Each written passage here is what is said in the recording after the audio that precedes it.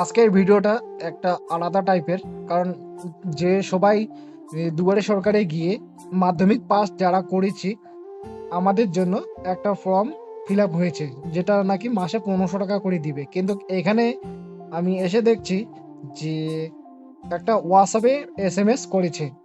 এখানে লিখে আছে 1 মিনিট বা 59 সেকেন্ডের একটা ভিডিও, যে কত টাকা কোথায় কোথায় খরচ করতে হবে এই ভিডিওটা, ঠিক আছে।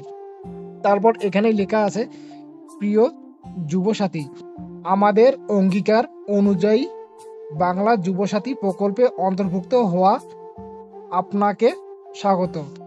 রাজ্য সরকারের নিজস্ব তহবিল থেকে আর্থিক সহায়তা প্রথম মাসে 1500 টাকা আপনার ব্যাংক অ্যাকাউন্টে জমা করা হলো।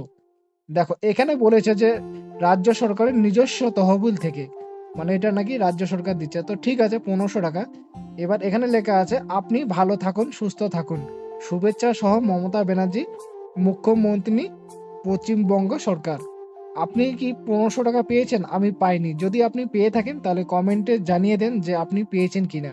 আর এটার মানে হচ্ছে যে আর্থিক সহায়তার প্রথম মাসে 1500 টাকা আপনার ব্যাংক অ্যাকাউন্টে জমা করা হলো। কিন্তু আমি ব্যাংক অ্যাকাউন্ট চেক করেছি, কোনো টাকা আসেনি। ঠিক আছে, আপনি কমেন্টে জানিয়ে দিবেন যে আপনি পেয়েছেন কিনা।